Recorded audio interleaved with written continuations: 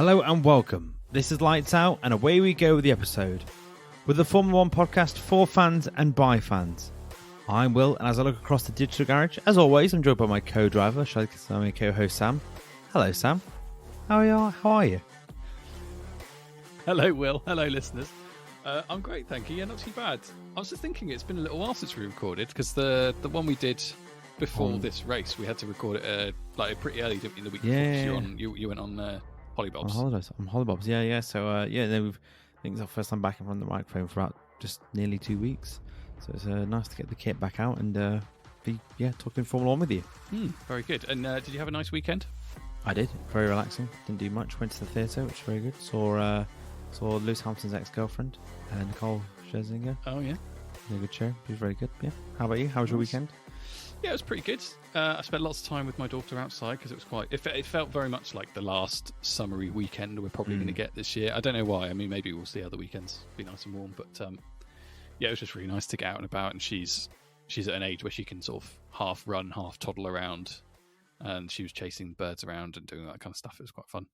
Very good. So yeah, that was good. And then I flitted between the football and the Formula One yesterday, which was good. I think I largely watched the football, to be honest with you. It was quite an exciting match. And a big game. A big game. Less exciting match, but quite a big game. But I don't think I missed a huge amount of the race from the highlights packages I've watched so far. I saw the start, which felt relatively interesting. But the rest of it was... Yeah, I feel like our roles are reversed this weekend. Usually I'm the one that's always having to catch up, whereas you're the one that sort of watched every minute of it. Whereas actually I saw the sprint race, I saw the race. You didn't miss much. And I think you probably, as an Arsenal fan, you probably witnessed a rare occasion. Well, a nice thing to see you beat City. So you probably made the right call. Yeah, no, I think so. So let's get on with discussing the race. I'll ask you my go-to question. And then we'll go into a bit of a different conversation. We'll park the conversation around that about the race winner. Okay, so Sam, who won the race? Well, as is traditional, Max Verstappen and Oracle Red Bull Racing won the Grand Prix. In the fastest car. Yep, rather predictable. It was a bit closer this time, a little bit closer than previous races, so that was good. But Max still looked his usual pretty imperious self. The Red Bull remains really, really good, and another win notched up. He's broken Vettel's record now, hasn't he, for the most laps led in a season? And there's still 6 races to go. And he's on course to beat Vettel's number of wins as well this season. Yeah, 100%. I mean, apart from Brazil, I think he'll win every race now between now and the end of the season. So there's a big gap, I think, from once he gets past his Vettel. I think maybe someone else has got to clear as well. And then there's like a massive gap until he gets to the Schumacher-Hamilton range of the 90s. Yes. Well, yeah. I mean, I hold out hope for the next couple of years, but it's a long way back for some of those teams to chase down that time difference that they have to Red Bull at the moment. But another win, another one to add to his growing collection. And he obviously won the World Championship. We'll come on to that in a minute. But let's talk. I think probably the main talking point about the race was the conditions of the race. Incredibly hot. You saw the highlights. You've seen a lot of the coverage post the race as well. Whereas following the coverage, it was going throughout the race. You could hear a little bit about the heat and a few people complaining, but it became quite a different story once the race finished. What do you make of all the race conditions?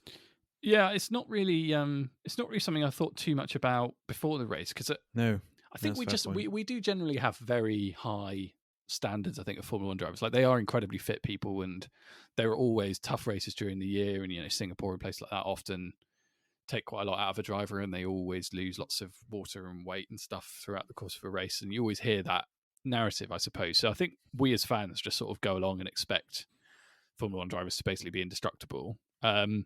So it was quite interesting. I thought that the narrative after the race was about whether or not they should have raced there at all, and the fact there wasn't really any discussion about it beforehand. I was quite surprised that it hadn't really been discussed in any of the other sessions, but then I think it was especially hot on Sunday, and the conditions were really difficult. So yeah, I mean, we've long talked about the number of races that take place in the Middle East compared to other bits of the world. We know why that is. Cough, cough, money. But this is another reason I think they really should look at the calendar and try and rearrange races and stuff. Like, if you think about how inconvenient it is to host a World Cup in the middle of a normal season. The fact that they did that because they knew it would be too hot for football players to play in the summer tells you all you need to know about the climate in Qatar. So the fact that they were playing there in, sort of early October and it was 40 degrees or whatever it was, probably tells you what you need to know about how the FIA have planned the Grand Prix. And I think if they're going to keep it on the calendar, they probably should think about where in the year they host it and have it, because I don't think any of us really want to see that again. I think you get races where the odd driver really struggles and things, and you see little things like you remember when Mercedes had their bouncing issue physically, it took a load out of them, and other times drivers have cricked their necks and stuff, and it's been quite difficult for them to get out of the car after the race. But the number of drivers that looked really, really unwell after the race yesterday, I thought brought home the fact that it's not just an isolated incident. They all really struggled, and even the ones that were fine. I mean, if you look at, Alonso I thought was, considering his age as well, it was just last man standing a little bit. And even he was saying afterwards, we shouldn't really be racing here, and at this time of year, it's just stupid. Not great images really. And for some of the fittest people in the world to be in that state after a race, probably should warrant some change, I would have thought. Yeah, well, just to run through the list of ailments at the end of the race, or that we found out about at the end of the race. Ocon said he threw up in his helmet within 15 laps. Alonso throughout the race was complaining of his seat feeling like it was on fire, which must be quite a scary thing because there's not much you can do because they're so jam-packed in there. Yeah. Stroll said he was fainting going through some of the corners, and I've seen an onboard footage of you see his head sort of bounce from side to side when you can tell he's sort of fighting to keep conscious. You had Lando and George Russell putting their visors open down the main straight, which is incredibly dangerous, but also anything they were doing to get just some air into their face because it was so hot. I think Lando said at one point sand blew into his face, so he had to stop doing that. You had Stroll couldn't even get out of the car. Stroll was bent over the car. He looked really bad, in a really bad way. You had Albon was also treated for heat exhaustion as well. And then Sargent, he was reported on the radio saying he feel quite unwell, and James Vowles was quite good at coming on saying we'll need to look after you. But he fought on for quite a bit longer. And I rated that. It was because it probably means a lot to him to keep going. But I think he was struggling with flu as well, so he was really unwell. But I think it sounds like an absolute car crash of sort of conditions. And I think one of the reasons why it was worse than we've ever seen before is because of the mandatory 3 stops that they basically made every team do. So if you miss this, because of the tyre degradation and the tyre pressure and stuff, with the track limits, they were really worried about tyres exploding and driver safety. So they reset the track limits and then mandated that no one could do more than 18 laps on a set of tyres during the race. So it made it a 3-lap race. And I think Piastri said it basically meant every stint was like a qualifying stint. Every lap was just flat out because they had to make the most of those tyres because they knew they were coming in with 18 laps. Whereas usually in a normal race, what people do 40, 30 laps on a set of tyres, and the pace can drop down and they can manage themselves. Whereas they're pushing themselves at that pace for 57 laps. Must have been absolutely killer. And I was surprised that we managed, that the 3 on the podium were okay, because I thought they must be absolutely, Piastri did look a bit washed when he was sat getting out of the car waiting for it to be interviewed and stuff. But not good really. And I think, it's interesting because throughout the race we weren't hearing radio messages saying, "Oh, I'm going to throw up" or "I'm passing out consciousness," and maybe that might have been a choice from the race director, the TV director, not to broadcast them. But you're right. It wasn't really a conversation about the race. Should the race gone ahead or should it have been stopped? When they were so unwell. We're lucky that no one was seriously unwell. Yeah, I think Alonso made a good point after the race where he said maybe there should be some kind of maximum temperature type thing in place, because he referenced the football as well. I mean, he's a massive football fan himself. Obviously, in the context of the World Cup that was in Qatar, they had regular water breaks, didn't they? I think they stopped every 20 minutes when the temperatures were above 38 degrees or something. So, and he was like, we're not afforded that same liberty as Formula One drivers, and we're all dressed in all of this clobber sweating as well, like in a cockpit in a car that creates its own heat as well. It's just heats up the water that they're meant to be drinking. Yes, exactly. It's kind of, I do wonder if maybe they need to think about whether there's some kind of threshold in place that means, because you can't stop a race. There's no way you couldn't make it. You couldn't organise it in such a way that you stop the race halfway through so everyone can have a break. But I do think there should be something from a safety perspective that considers how hot the conditions are and whether or not they need to either change the parameters of the race or not race on a certain day if it's too hot. Because I think generally the drivers have demonstrated before that like high temperatures aren't a problem. I think 36, 37 degrees, whatever, they're pretty used to driving in those temperatures in certain countries, but it went to another level, I think, yesterday, and there probably should be a discussion about a threshold at which they have a conversation about whether they think the race should go ahead. Yeah, or I think they track all their heart rate stuff with the stuff they've got in the gloves and helmets now that the FIA can track. If they're seeing that drivers' heart rates are normalizing and really really high, yeah, they could have red flagged the race and then they could have given everyone half an hour just to recover for a bit and then continue the race. That could have been an option, but yeah, I don't think this will go away, and I think the drivers will work together to try and put something in place to not put in that situation again, because like I say, we've never seen anything like that in recent history. And when they go to Singapore, they always say that's the toughest race, but you don't see people be admitted to the medical centre for being, suffering from heat exhaustion. No, and the only thing to add as well is I think like it could be incredibly dangerous. I mean, all it takes is for Lance Stroll to pass out in a high speed corner, near the start of the race or whatever, when there's a few cars around him, and you end up with a 3 or 4 car pile up, and those are incredibly dangerous. So I'd like to see them at least think about it, have a conversation, a grown-up conversation with the drivers about it, put something in place that means that there's either some form of mitigation or at least a discussion is had about safety of racing in certain conditions before they go ahead. Because as we say, like, no one thought about it.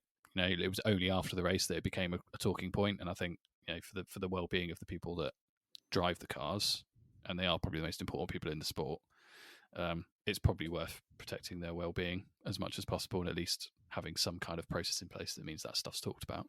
Yeah, well, I'm giving my Latifi to the FIA because I feel like they should have been across this. They should have managed this better. They should have seen it coming, and they didn't.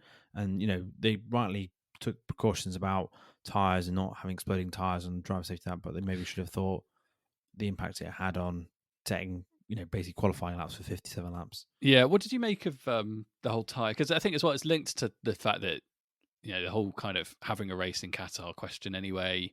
I think they had some issues, didn't they? Like getting the track ready and stuff in advance, and sand and dust was a real issue the whole weekend.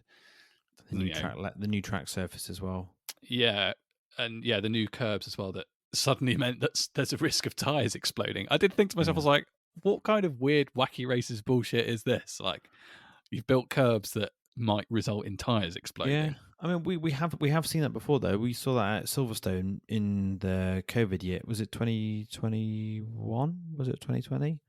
2020, yeah.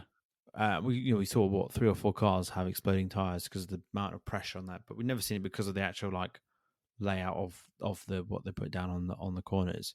Yeah, it seemed weird. I didn't catch this until I read in the Times this morning. Apparently, when everyone rocked up on Thursday, the organisers were still setting stuff up, but they were really unprepared. And like you said, the surface of the track was a bit all over the place, lots of sand everywhere, and apparently the media centre was really really cold, and they didn't know how to control the air conditioning, which is not a sign of a well run race. And I knew some of the drivers were quite unhappy about firstly the track. They were the first people to have raced on this new surface, so there was no rubber set down, so I think a lot of the drivers weren't very happy about that. And then obviously about how it all happened with the FIA changing the track limits at short notice, and then stipulations.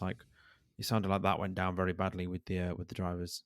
Yeah, it did seem a bit of a shambles most of the weekend. Yeah, I mean, I think the track limits thing, I can understand why the drivers were particularly annoyed about that, because you spend 2 days basically learning the circuit, and then the FIA come along a certain number of hours before the race and say, "Oh, sorry, that circuit you've been driving, actually, we're going to chop a chunk of it off at the apexes of the exits of corners because we're worried about the tyres exploding." It's just, as a driver, you must just be like, "I'm sorry, are you serious?" Well, Lance Stroll made quite a good point, saying track limits, when it's so hot and you're trying to really focus on remaining conscious, he just couldn't see the lines because he was so dealing with the heat, and it's quite hard then to make it. Explains me, gives him a bit more leniency to him and his track limits penalties as well. But it makes a fair point really. But Yeah, another Latifi for the FIA, and they're doing a good job this season of finding new and unique ways to win Latifi. So congratulations to them. We should move on to, we touched on his win, but we should probably just celebrate and mark the moment of him becoming world champion for the third time. In a couple of sentences, what do you make of his third world championship win? Fantastic achievement. He's had an amazing season. Perfect, I guess, partnership between driver and car and driver and team. Kind of. It's almost. I think it is almost unique. I feel like we've seen other drivers and teams form great relationships, like Schumacher and Hamilton with Ferrari and Mercedes, respectively. But this feels very unique, I think, because the car is just so designed for him and it's so perfect for how he drives. So yeah, amazing, really amazing achievement. He's had a remarkable season. He's finished in the points every single race this year. He's going to break. That. Yeah, it is. It really is. He'll break Vettel's win record, I'm sure, as well this year. Just an outstanding season, driving for an outstanding team, really, for him.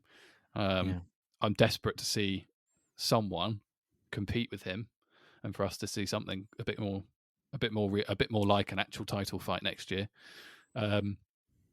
But yeah, I think there's the first battle is getting cars to a relative level of parity with Red Bull, and then someone is going to have to drive one really fast to beat Max as well, because I don't think we should take anything away from him. Like, he is driving incredibly well at the moment, so consistently, and it's just it's going to be tough, basically, I think, for anybody in any situation. Like, even if Ferrari built a really fast car next year, Leclerc and Sainz are really going to have their work cut out. Same goes for Mercedes. Same goes for McLaren.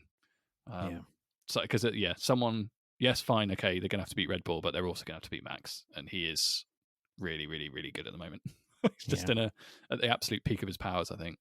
Yeah, couldn't put it better myself, so I won't try. It was a very impressive winning, and I think they say an amazing season for him, and he's not done yet. I'm sure he'll rack up even more wins, but he could win the remaining ones. And I think the nature of this win for him, this World Championship win for him, is this obviously his best one yet of the three, his most dominant one yet of the three, and I think one that will always go down in history books for his talent. Whereas I think the first one goes down as a real battle to the very end, and and is remembered for the FIA. And we don't need to get into that now, but I think this one is this is the genius. I think last year was a very good season for him, but I think this year is another level with the thing, and that's been helped a little bit by the contrast with his teammate. His teammate has made him look imperious and faultless, and the perfect driver you want in a team, right? Whereas his teammate is on a different path, and I mean that's a helpful segue to come on to Checo. Yeah, what do you make of his weekend? Well, so I'm giving him my Latifi this weekend. It was pretty close. For the first time ever you've given your Latifi to him. Yeah, which is weird. I thought maybe I might have given him one some earlier in the season, because I was extremely frustrated at points at quite how badly he was doing and how soundly he was being beaten by Max, but beaten by everybody. No, I think it was close between him and Stroll this weekend, who we'll talk about, I'm sure. But on balance, I'm going to give it to Checo. Some of it's probably cumulative. I think he has been quite disappointing for the last 3 or 4 months, really, or very disappointing in the last 3 or 4 months, and deprived us of what could be a really good title fight. Max I hold equally responsible for that, because he is clearly just much better. Damn him. But not a great weekend for Checo. I don't really think he's massively to blame for the crash that he had, but I do think he qualified so badly for the sprint that you sort of leave yourself in a situation where you're at the mercy of kind of crazy drivers in the midfield, of which there are several, and you find yourself caught up in those situations. Like, if you qualify a bit better, start a bit further up the grid, as you definitely should be, driving one of the fastest Formula 1 cars ever made, as we've agreed. You sort of leave yourself open to those kind of things happening, and then I don't really hold him responsible for that. But even then, starting from the pit lane, like in that car, as we've talked about so many times before, if that's Max, you're backing him to finish on the podium 9 times out of 10, if not winning the race. And he didn't have a particularly good race. He was pretty slow at points. Like, I tuned in and watched him get overtaken a couple of times by an Alpine, and just thought to myself, what the hell is a Red Bull doing being overtaken by an Alpine? And I don't care what the tyre situation is. Like, the speed difference between those two cars is mental. So seeing that happen was pretty weird, and just not great, really. Yeah, he didn't have a particularly good weekend, and I think Christian Horner, and who's been sort of Checo's biggest supporter, really, I would say, probably the last 6 months while he's been under all of this pressure and talking about what a great job he's done for the team. I think it's interesting that both championships are sewn up. They're starting to make those kind of noises about concerns about Checo, and Horner's comments today were all about that they haven't had a close sort of battle between the drivers or closely matched drivers like they've had previously. Although I don't really argue they were that closely matched previously either, but I think compared to some of the title battles between teams in yesteryear, it's not been anything close, is it really? And he's just been a bit disappointing, really, I think, this season. I don't really see how he's going to get any closer next year. If anything, he's going to be further back. And I think we're just starting to see other teams close the gap, as we'll probably talk about. Hopefully the gap's a bit closer next year. And as we talked about in previous podcasts, I think it's fine carrying a driver when you're so dominant like they have been this year, and they've got Max Verstappen in one car because he's just going to win 90% of the races all through the year anyway, if not more, and could win the World Constructors Championship on his own. They may not be in that situation next year. Like, we could see Mercedes, McLaren, and Ferrari close the gap quite significantly to Red Bull. We'll see few, other drivers pick up race wins and podiums and stuff. And if you look at the points difference between teams like McLaren and others, like McLaren have earned 103 points or something in the last 3 races compared to Red Bull's like 60 or something. It is quite a big difference. Wow, that is yeah. Difference. So I mean, we'll talk about McLaren in a minute anyway, because I'm desperate to talk about Piastri. But I think something has definitely touched a nerve within Red Bull management now, and they are probably thinking like, can we sustain this for another year? Fine if the car's an absolute rocket ship again next year and Max waltzes off with another championship, and Checo finishes 4th or whatever in the drivers' championship and earns just enough points for them to win it. Fine, but they may not be in that situation next year. And even with Lewis being in the car yesterday, I'm still pretty confident he'll finish above Checo in the championship based on current form. There's 6 races left. He's got 30 points or whatever to make up. Easy. I could see him doing that. So, and that would be a real. I think that would be a real sign, considering how far behind Mercedes and others have been all season. And it'd be quite an achievement if Lewis did it without having won. If he didn't win a race and he got second in the championship, and Checo's won races, that would be, and it'd be quite a freak of nature if you looked at that standings and you thought, hang on a second, the guy in second is never won a race, and yet the guy in third has won races. But that tells you the story of the season, right? Yeah, definitely. Yeah. So a first Latifi for Checo from you. I've given him multiple. I was going to say on Checo, it must be just crushing. When the other half of the garage are all celebrating a world championship win and another race win, and you're struggling to bring the car home, and you're just not in form. You're not in confidence, and I think he will be alarmed by those comments from Christian Horner, because I've been watching what Horner's been saying throughout most of the season about Perez, and I think you're right. He's been quite fair and quite generous. And I actually quite rate that. At times when Helmut Marko was happy to make controversial comments or just criticize a Red Bull driver, him and Nick de Vries were just torn into regularly when they had a bit of poor performance. It's nice to see that Horner was supporting him, but the comment that I kept on seeing throughout whenever there was a bad qualifying was like, well, he's qualified badly, but we'll give him the race, and he can put it back in the race. And we're not seeing a very good recovery driver. I mean, how many times have you seen poorly qualified to then bring it into the podium? I'd really struggle to name them. Whereas I can think more often where not he's got stuck in the midfield and he's just been caught in battles there and he's not been able to progress it through. So I think the next sort of 6 races for him are a real sort of audition to keep his job, really. And I think if he's on the current form and the current trajectories he's on, I would be really surprised if he's in that car come Bahrain at the start of next season. I mean, put it this way: he started 20th from the pit lane. The car starting in 19th was Zhou Guanyu, and he finished behind him. Yeah, in an Alfa Romeo, a team we've not spoken about at all this season because they've been so slow. Yeah, in what universe would that ever happen? Well, he got track limit penalties twice, and his engineer came on with quite a stern radio message, like, "You're just ruining our race now." And I think you're right. I think just go back to the broader point.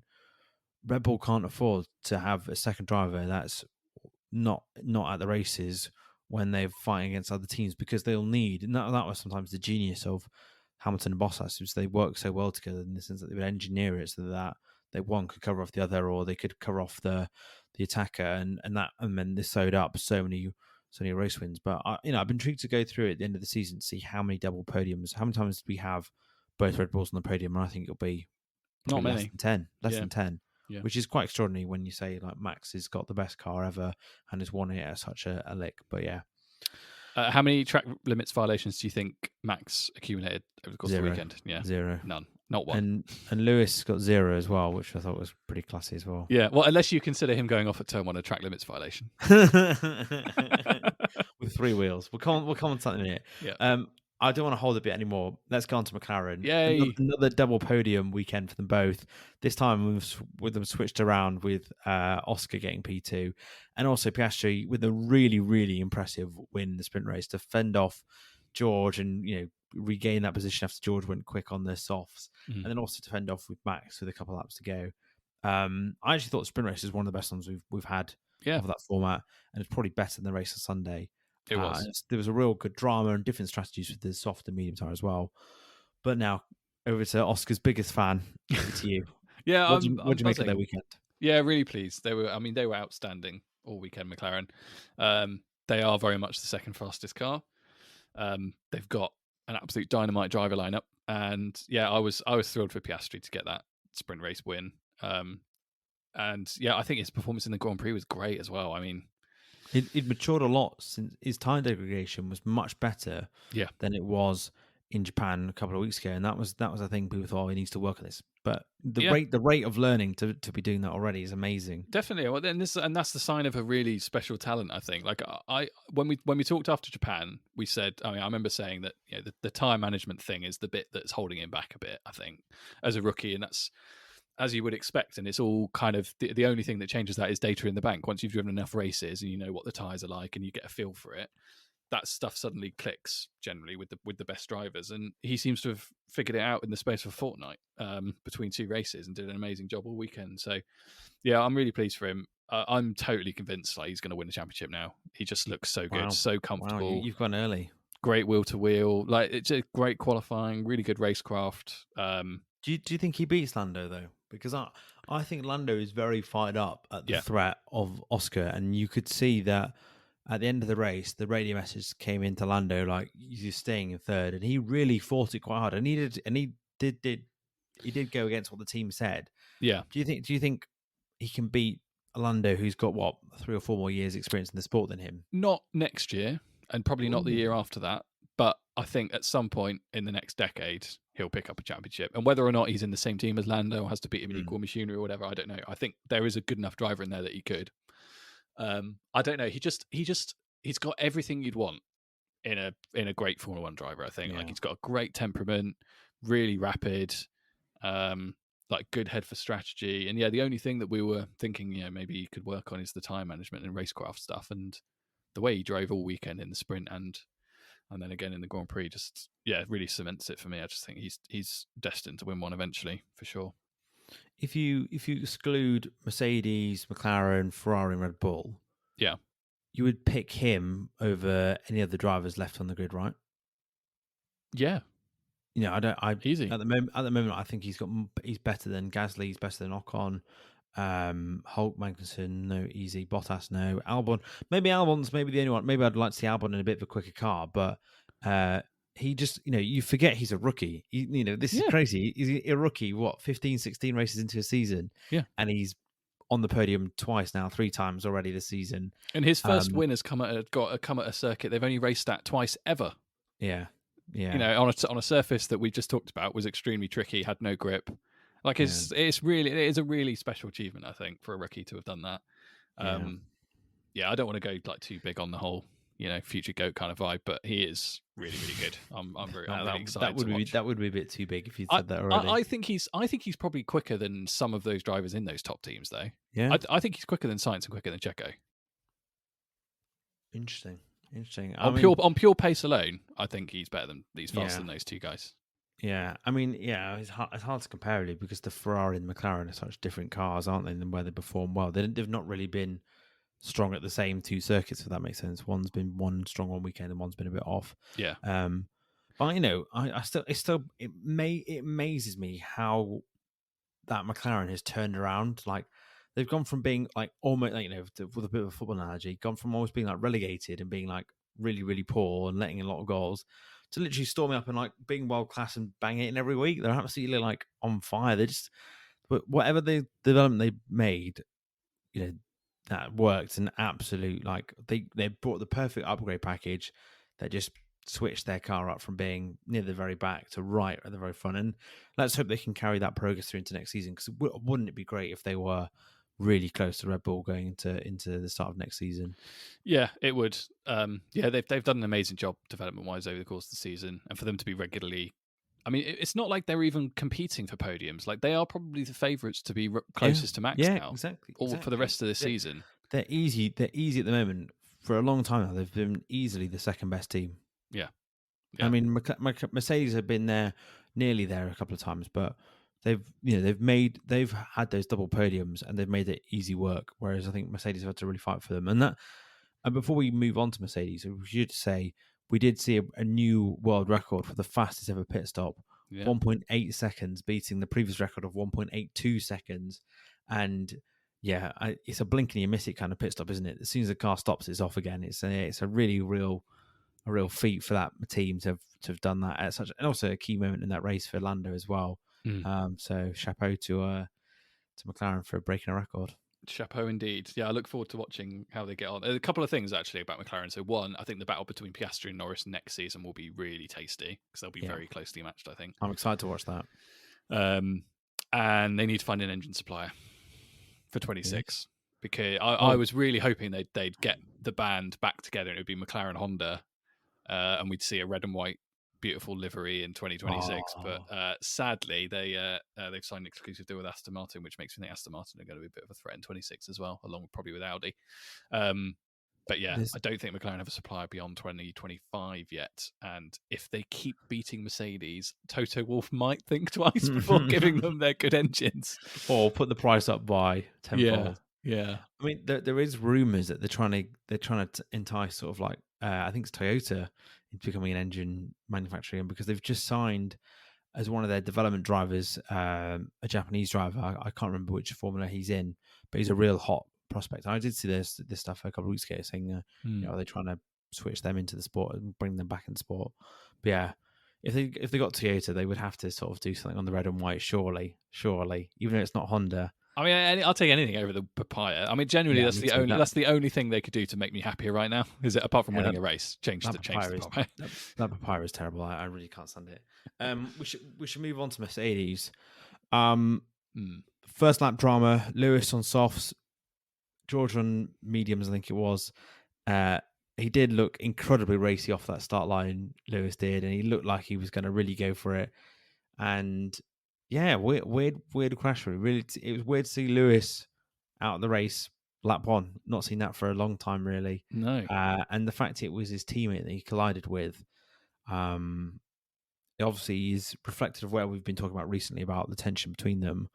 I generally don't think there's any bad blood between them because of that crash. I think there was more tension between them from Japan.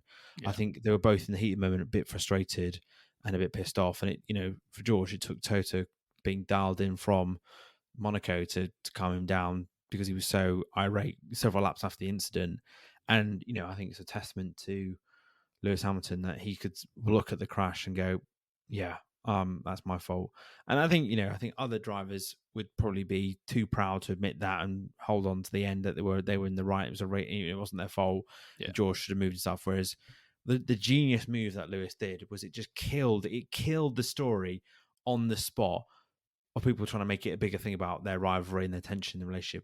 And the video that the Mercedes put out of them hugging and sort of making it up, was quite brief and quite short, but I thought it was a very smart move and just like, this is a non-story. It was, he's taking the blame from it, and that was it. Yeah. No, I thought the way he handled it post-race was very classy. In race, I was quite annoyed really because Mercedes did look quite good over the course of the weekend. Like, they qualified pretty well. Their race pace is pretty good. They're quite good on their tyres. And obviously this was a degradation-related race, or oriented race yesterday. And the way Lewis shot off the line, I did think he was going to have a little run at Max, probably around the outside. And it looked like he could have got past, but yeah, there was talk that was the strategy between the two of them, which is a very bold strategy to kind of agree to, because if you're George, you've almost got to not go for it. You've almost got to limit yourself a little bit. And I don't think it's in George's nature, and B, I think that just it just opens you up for anyone else behind you just to pick you off, because you're too busy worrying about making sure your teammate can get past you perfectly. Yeah. And you can give them that perfect gap. And I think it was a big move from Lewis. Yeah, so I think Mercedes have made some very, very good strategy calls recent times, but that one was a poor one for them, because if you're gonna pick a driver to have a run at Max Verstappen into turn one, you should probably pick the driver that's qualified ahead of the other one. Like George did the bit, like he put it on the front row. He outqualified Lewis fair and square. And historically, that's usually resulted in that driver getting a relatively preferable strategy in comparison to their teammate. Now, fine, if they get off the line and George stalls it a bit or whatever, gets some wheel spin or whatever, and Lewis gets past him, fine, they rethink that. But right at the start, as the lights go out, if you're going to prioritise one driver to put on the soft tyres and try and overtake the leader, make it the car that's the nearest the leader. And like making Lewis that person, I think that's fine. And Lewis's race starts are legendarily good, so fine. He was quickest off the line again. Yeah, I mean, he always is. He is like, his reactions are disgusting, I think. I mean, all of the drivers are generally, but he is right up there. The 38-year-old being the quickest. Yes, yeah. He's just great, isn't he, really? But I did think it was just a bit of a weird choice from Mercedes to do that. So I think their hand was kind of forced, because I think they obviously didn't see what was coming with the tyre mandatory stuff. And I think the tyres he had left, he was basically in a decision where he had to take a bit of a risk and a gamble. Yeah. And before the race even started, I think it was Karun Chandhok, who I have to say was very, very good on comms. It's stepping in for Martin Brundle, but he was very, very good. He was saying, like, Lewis is one of the ones you're going to watch because throughout the race, because he's probably going to have to do a force stop because he's on these soft tyres. And we saw how bad these soft tyres were in the sprint race. So I think we kind of robbed of an interesting opportunity to see what he would have done on a force stop. But then we kind of saw that with George, who managed to do a great recovery into fourth. I mean, I don't know if you caught this bit of the race, but the McLarens were quite concerned about George coming through. But actually, he was miles off. He was like a good 20 seconds, I think, off from at the end.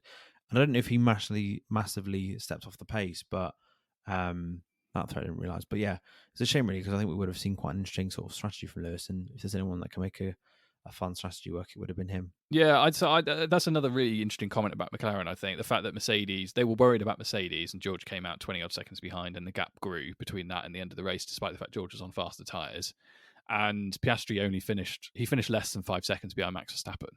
Yeah, and like, if you'd offered me that at any point towards the start of the season, I'd bit your hand off, because Red Bull would Max was finishing 30, 40 seconds down the road every week. And yeah, so Mercedes are still finishing quite far behind Max, but for McLaren to be that close, I thought was really telling. Yeah, I did think it was quite funny McLaren were worried about it, because I was looking at the timesheets, and I was like, why are they worried about George as he was coming into the pits? Like, what could they possibly be worried about? He's going to come out like at least 16 seconds behind them with about less than 10 laps to go. I think it was even less than that. It might have been like 7 or 8 laps to go. I was like, there's no way he's going to make that time up. It's just not possible. I mean, it was a very hard race to follow. I mean, I don't know. I would have hated to work in a strategy team this weekend, because there was so many overtakes. The order was moved around, every pit stop basically, and it was. Before the race, I was really excited to see a bit of a mumble jumble grid, but it kind of you just couldn't keep an eye on who was where really, apart from the top couple of ones really where they were going to be. But maybe the McLaren's kind of strategists got a bit confused by where George is going to end up. Yeah, maybe. I guess they were probably a little bit scarred, or potentially scarred from was it Singapore, wasn't it, where the Mercedes both came in, put fresh tyres on, and like chased down all that time, and it looked like they were going to challenge the win. Didn't quite make it in the end. But yeah, no, I actually thought George drove a really good race, considering he was punted in the first corner, and to bring it all the way back to fourth. It's a pretty good effort from him, and he outqualified Lewis as well. Like, you can't ask for much more really. So yeah, good weekend for him. I think we'll see that battle liven up over the next 18 months, I think. Definitely. It's all about now just trying to consolidate second in the constructors for Mercedes. The Ferrari are getting a bit closer. I mean, George finishing fourth and Carlos Sainz not starting the race actually worked out quite well, really, because they still managed to increase that gap. And so I think they need to prioritize that. And then if Lewis can sneak a second in the drivers' championship, that'd be a very, very good season for Mercedes if their number one driver can finish second without winning a race, and they can get second in constructors when they've had to basically scrap their car after a few races in. That would be a good recovery for a team for them. It would. What I will say about Mercedes is they are fortunate McLaren are the team challenging for podiums and stuff at the moment. Because if McLaren was still where they were, it would be Ferrari in the mix for sure for podiums, earning more points, and they'd probably be ahead of Mercedes right now. True. Well, with that, we'll take a very quick break.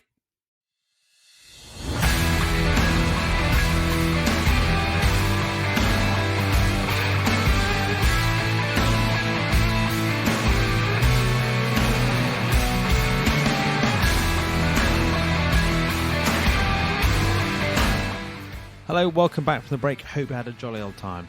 So there's two bits we want to cover off before we get to the prediction game results. We've not mentioned them all season, apart from I think I mentioned his helmet in pre-season testing. But Alfa Romeo finally getting a mention on the podcast after 16 races. Congratulations to them for finally making it onto the podcast. Welcome, you're very welcome. The reason why they're getting a mention, double points. Bottas, I think, was 7th and Joe was 8th. Great recovery drive from Joe, who was at the very back of the grid. And you'll notice that I've mastered his name now. You have? Very good, yeah. Half a season. But a really important points for them because it's hotted up the bottle for 8th in the Constructors. They're now on 16 points with Haas on 12. And that's, I think, Corinne Chandok was saying, that's like £10 million prize difference, which is, mega and really, really important for these teams. But yeah, were you happy to see Alfa A get some points and B make it onto the podcast finally? Yeah, why not? I mean, sure. I mean, I'm not massively attached to either driver or the team, but no. I think it's great. I mean, they've obviously brought some developments to the car. I had literally no clue what they've done to it to make it so competitive. We'll come to the predictions in a minute, but I did not fancy Alfa Romeo picking up points this weekend, that's for sure. So yeah, they've obviously moved in a really interesting and kind of innovative direction to get the car into a point where it can challenge for points more regularly. And yeah, as you say, that battle towards the bottom of the constructors is worth quite a lot of money. What I will say is Alfa Romeo probably need it a bit less than Haas, given Alfa Romeo they're owned by Audi now. But still, yeah, good progress. And I think it is important for the drivers as well. Like as Audi start to ramp up, I guess, their influence in the team and thinking about what they're going to do in 2026. They're probably looking at drivers and thinking longer term, like who do we want in the car when we properly join the sport. I think it makes life much easier for the drivers to make that case if they have a car that can compete for the points more regularly than they have before. So yeah, no, good weekend for them. I'm pleased. Very pleased with Bottas in particular because he's suffered a pretty dull season, stuck at the back, not doing very much at all. So yeah. He must enjoy not having the pressure of being at the very front anymore, but he's just having such a nondescript sort of end to his Formula One career, really, isn't he? Just sort of, you forget he's there when he used to be such a big name and such a big force. Even when Vettel was at the back or Raikkonen, they still were featuring in races and they're still being talked about. Whereas, Bottas is just anonymous, isn't he? Yeah, well, unfortunately, that's what comes from being an almost world champion rather than an actual one. True, but then at least he can leave the sport knowing when he eventually goes that he's won races, and that's an experience that many drivers will never get. So I'm sure he doesn't mind, and he probably has quite a nice life just rocking up and not having the pressure and the stress of trying to support Lewis and the pressure of Toto Wolff breathing down his neck. We should move on to Mr. Lance Stroll. Not because of his, we've talked about him in the race and how he, was pretty unwell, but he made it through. And did he finish 11th in the end? 11th in the end, yeah. He would have finished 9th, but violated track limits too many times. And I don't feel too critical of him on that because he did look really unwell in the car, and I've seen that onboard footage of his head bouncing around. It's not nice. Fair enough. But I suppose the talking point from him is was it Friday qualifying? Yes. Do you want to set the scene and give me your thoughts on it? He didn't qualify well, got knocked out in Q1. Is it 17th? Yeah, 18th? I think so. Yeah, I'll have a look. I'll double check. I've got it open here. 1 second. He started 16th. Ooh, okay. Or qualified 16th, I should say. And then came out and did an interview after the race that I've not seen I don't think I've seen an interview like it ever, actually, from a Formula One driver. I mean, even Kimi Räikkönen and people like that, who are men of very few words, managed to get more than just, shit. Basically, it's what he said. So he was asked 3 questions, and he used 6 words to answer all 3. Just incredibly unhappy. Unhappy with the car. Didn't look very happy in the sport at all. I don't know. We've talked before about the fact that he just seemed a bit disinterested, I think, a few weeks ago. And yeah, I don't know what the motivation's like there. And they must be thinking about making a change for sure. I mean, you can't, if you're a serious team and you want to challenge for serious points and serious podiums and championships at some point, and Aston Martin are incredibly ambitious. I think it's a real coup for them to get Honda on board for 2026 as well. Like, they are going to be a force to be reckoned with at some point. How long can you have Daddy's favourite boy driving one of the cars badly every weekend? Not forever, surely. Well, if I just give you a few stats and facts for you, Stroll is on 47 points and has not been on the podium once. Alonso is on 183 points. It's been on the podium 7 times.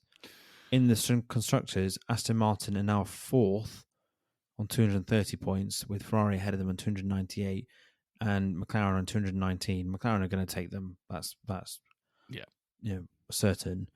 But you just think Aston Martin are kind of making it harder for themselves by a driver that's not scoring as many points as the teammate, not even close to the level of their teammate. And they at points in this season, they've had a quick car and they could have been much higher up. And, that's now going to cost them money at the end of the season. They're not going to finish as high as they should do because they've got a driver that's way, way, just on ability is not at the same level, on sort of, just on sort of appetite or desire. It just doesn't seem like he cares. And I thought his behaviour when he got out of the car and threw the steering wheel out in the qualifying and then pushed his personal trainer. Yeah, I don't rate that. I just think that looks a bit of a spoiled, bratty sort of behaviour, and I don't think we usually see that. It's not very mature behaviour, really, sort of have a stop like that.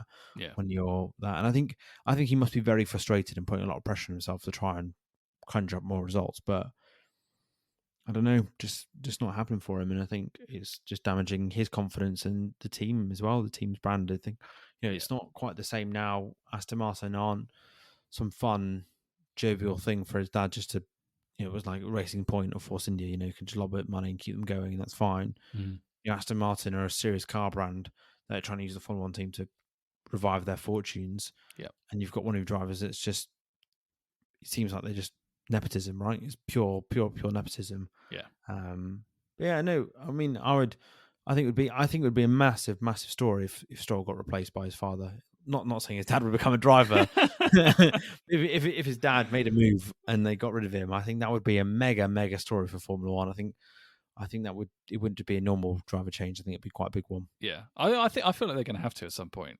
I do think it's quite. I mean, Aston Martin definitely dropped off a bit, but if you look at the first 10 races of the year, they were the second quickest car for sure, and the whole narrative was like, oh, Aston Martin are doing so well, both cars finishing the points regularly. Alonso always on the podium. When's he going to win his next race? Like, everyone's really excited for Alonso to win a race. That chat's died a death, hasn't it? That chat has died a death, and they are now probably going to finish firmly in the midfield 5th, by the end of the year, and that is kind of crazy, really. And they have big ambitions, like new factory, big ownership, big investment, new engine partner. They signed Alonso specifically because of his history and his talent and capabilities in the car. Yeah, maybe they'll be fine till the end of the season. They'll leave him, but if they go into 2024 and Lance Stroll's one of the drivers, I just think like they need their heads looking at. Frankly, do you know what I was thinking? This may sound like a bold thing for me to say, but I really hope Drive to Survive have partnered or have captured an interesting period of Aston Martin in the next series for this season, because I think Aston Martin we see bits and pieces of them in the Drive to Survive, but if they went in and sort of caught them when they thought they were going to get better and then they've got worse, I think that would be a really, really, as a Formula One fan, I would love to get that insight into a team like that, especially where we've seen hints of it before, where Lawrence Stroll's appeared a couple of times. It'd be probably quite good for their brand to sort of open up a bit more, but we will have to wait to see till next March. But that would be a really good thing if they can capture like what's going on inside Aston Martin. Just give them some insight into like what it's like in Aston Martin when you've got a 2-time world champion and you've got Daddy's favourite boy. Yeah, it's funny you mentioned Drive to Survive. I was actually thinking about this yesterday in the context of this season, because I was like, oh God, what are they even going to do in Drive to Survive? Because it's just a total domination from Red Bull, and it will just become a whole Red Bull marketing exercise. But then I thought about it, and actually the narrative on the sort of 4 teams that follow Red Bull could be quite interesting, because you've got, so obviously Aston Martin started the season so well, and all the stuff about Alonso winning his first race and Lawrence Stroll loving life and all the rest of it. And now they've obviously gone backwards quite a bit, struggling quite a lot. You look at Ferrari as well; they were absolutely nowhere, and then suddenly they win a race, and they were challenging for. That'll be an episode. Yeah, that'll be an episode, and challenging for a win in Italy as well, looking really good. Also, a bit of tension between their 2 drivers, and Charles Leclerc not being very happy. That's quite interesting of itself. You've got McLaren, who started the season as like the slowest team, and now they're up there as the second fastest, and could win a race. You never know. I mean, they're pretty close now. And they'll use it to build Oscar's profile with new fans to the sport. Yeah, and then you've got Mercedes, which has just been quite a bit. It's just drama, basically. Hamilton, and Russell, and it's I actually think that the Drive to Survive episodes on everyone but Red Bull could be quite fun. But actually, the only Red Bull episode that will be quite fun will be seeing the Checo focus one, because I'm sure I bet you money there is an episode of Max is doing so well when Checo's had another bad result, and that will be a whole episode in itself. But as long as it's consigned to one episode and not, hopefully Christian Horner is a minor character in the upcoming season, but. Like I said, he's got some deal with that production company to be in there. So he'll have started some kind of yak farm or something that they'll have a special episode filming at in Switzerland or wherever. Like there'll be something. We'll see. What have we had? We've had the Horners camping. We have the Horners in their country home. Horners riding horses. Yeah. What were we going to get next season? I feel like that's an episode. That's a podcast we should think about. Make some predictions for what we're going to see the Horners doing next season of Drive to Survive. Maybe we should do it in our pre-season predictions before the season starts. What activity will Jerry Horner and Christian Horner be doing? On the topic of predictions, let's come on to the prediction game results. All right. I've completely forgotten who I had, and this was hard to follow. So remind me, and either let me know if you've done well or badly. Very well. All right. So Qatar Grand Prix results 2023. Your first driver was Daddy's favourite boy. Who you predicted to finish in 15th, and he finished in 11th. So you pick up 4 points for him. Thank you, Lance. Then you had the nicest man in Formula One, Alexander Albon. You predicted him to finish in 11th. He finished in 13th, so you picked up 2 points for him. Very, very good. Nice. And then you had Bay, Oscar Piastri, who you predicted to finish in 3rd, and I was like, oh, that's pretty bold. There we go. He picks up 2nd place. Oh, nice. So 1 point. So yeah, for a total of 7. Very, very good. I'm very happy with that. Yeah. Okay, so moving on to mine. I had George Russell. I was very nervously watching Drive Through the Gravel in turn 1. By the way, what did I text you? Just tell listeners what I texted you when the final qualifying results came through. You said hang on, I've got it here. You messaged me saying odds on Hamilton, Russell, and Alonso all making it around turn 1 tomorrow. And then you replied yesterday after race with just the eyes emoji, which I thought was very, very good. Yes. So I was nervously watching that thinking, oh, God. Anyway, he pulled it back, finished in 4th, so I picked up 2 points for him. I had Kevin Magnussen, who I predicted to finish in 17th.